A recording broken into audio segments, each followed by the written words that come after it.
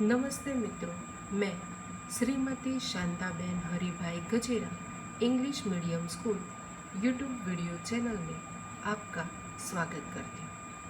आज हम बात करेंगे स्टैंडर्ड 9 सब्जेक्ट हिंदी चैप्टर 2 न्याय मंत्री। इसमें हम रिवीजन करेंगे। आगे की वीडियो में हमने इसके बारे में पढ़ा था। इस पाठ के लेखक सुदर्शन जी हिंदी के पुराने और मंझे हुए कहानीकार थे। इनकी कहानियाँ रोचक होती है, साथ ही उनमें कोई ना कोई संदेश भी रहता है।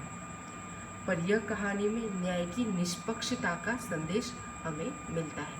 तो चलिए बच्चों, हम इस कहानी को बहुत अच्छे से समझते हैं। लेखक परिचय। श्री सुदर्शन जी, जन्म सन 1816 में, जन्म सन 1896 में और निधन सन 1968 में हुआ था। सुदर्शन जी का वास्तविक नाम बद्रीनाथ शर्मा था। उनका जन्म पंजाब के सियालकोटक नामक स्थान में हुआ था। बचपन से ही वह कहानियाँ लिखना शुरू किया था। पुष्पलता, सुप्रभात, परिवर्तन, पनघट, नगीना उनके कहानी संग्रह है। भागवंती एकमात्र उपन्यास है।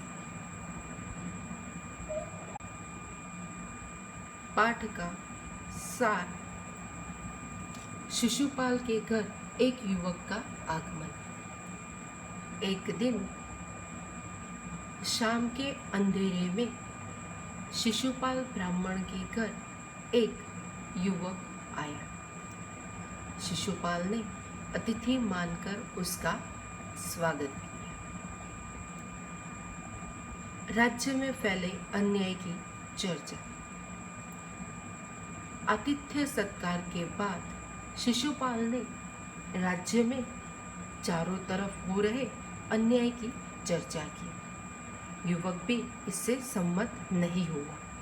उसने कहा, दोष निकालना तो सरल है, कुछ करके दिखाना कठिन है।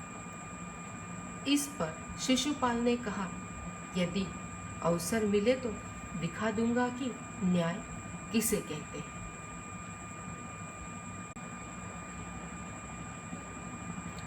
शिशुपाल का न्याय मंत्री बनना। वह युवक और कोई नहीं, स्वयं सम्राट अशोक थे। एक दिन उन्होंने शिशुपाल को अपने दरबार में बुलाया और अपनी राजमुद्रा देकर उसे न्याय मंत्री बना दिया। शिशुपाल को अवसर मिला। शिशुपाल को न्याय मंत्री बने अभी एक ही महीना हुआ था कि एक रात किसी ने एक पहरेदार की हत्या कर दी। शिशुपाल ने अपराधी का पता लगाने में दिन रात एक कर दिया। स्वयं सम्राट ही अपराधी है। शिशुपाल को पता चला कि सम्राट अशोक ही पहरेदार की हत्या के अपराधी है। शिशुपाल ने वैसे तो पूरे रात दिन एक कर दिए, वो खाना पीना भी छोड़ दिया था उसने, बस अपराधी की खोज में लगा था। जब उसे पता चला कि पहरेदार की हत्या किसी और ने नहीं लेकिन स्वयं सम्राट अशोक ने की है, तो यह बात उसको पता चली तो वो थोड़ा चकित भी रह गया। सम्राट की गिरफ्तारी। सम्राट को गिरफ्तार करना आसान न था, परंतु शिशुपाल न्याय मंत्री था। उसे तो निर्भय होकर न्याय करना था। उसने सम्राट को गिरफ्तार करने का आदेश दिया। सिपाही ने सम्राट के अशोक के हाथ में हथकड़ियाँ पहना दी। जब शिशुपाल को पता चला कि सम्राट खुद अपराधी है तो उसके लिए निर्णय करना बहुत ही मुश्किल था। क्योंकि एक राजा को अपराधी गिरफ्तार करने के लिए उसके पास सबूत तो होने चाहिए। साथ में वो शिशुपाल राजा के यहाँ काम करता था, लेकिन शिशुपाल अपने मन को मक्कम करता है और कहता है कि तो क्या हुआ, मैं न्याय मंत्री हूँ, और न्याय मंत्री कभी न राजा देखता है न रंग देखता है, उसके लिए तो न्याय ही सर्वोच्च होता है।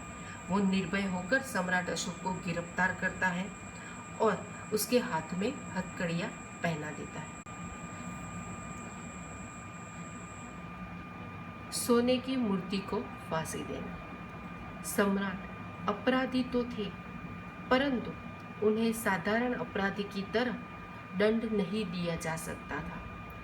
इसीलिए शास्त्र की आज्ञा के अनुसार सम्राट की सोने की मूर्ति को फांसी दी गई। जब पूरे दरबार में इस बात का पता चला कि सम्राट अशोक ही स्वयं अपराधी है, तो उनको फांसी देना उचित नहीं था। यदि राजा को ही फांसी दी जाए तो पूरी राज्य व्यवस्था असफल हो सकती थी। इसीलिए न्याय मंत्री ने उसका सरल उपाय निकाला। उन्होंने शास्त्रोक्त विधि के अनुसार यदि राजा अपराधी है तो उसकी सोने की मूर्ति बनाकर उसे फांसी दी जाए। इससे राजा को दंड भी मिलेगा और न्याय की सुव्यवस्था का परिचय भी मिलेगा। इसलिए उसने राजा की सोने की मूर्ति बनाई और उसे फांसी दे दी और राजा को चेतावनी देकर छोड़ दिया जाता है और प्रजा भी खुश हो जाती है। न्याय मंत्री की जय जयकार। शिशुपाल के न्याय से लोग बहुत प्रसन्न हुए। सम्राट ने भी उसके न्याय की प्रशंसा की। न्याय मंत्री के लिए न्याय करना बहुत ही कठिन था, क्योंकि इस समय अपराधी स्वयं सम्राट थे।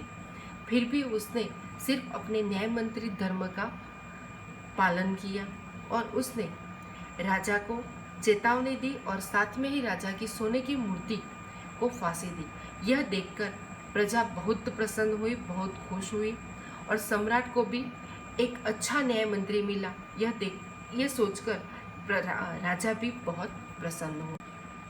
तो मित्रों, इस कहानी में न्याय मंत्री की सूझबूझ का हमें परिचय मिलता है। इस कहानी में सुदर्शन जी ने बहुत अच्छे तरह से प्रस्तुत की है। वो कहना चाहते हैं कि न्याय न कभी राजा देखता है न रंग देखता है, उनके लिए तो न्याय ही सर्वोच्च होता है। तो मित्रों, इस चैप्टर का नेक्स्ट वीडियो हम नेक्स्ट पार्ट में हम इसका आगे का भाग देखेंगे।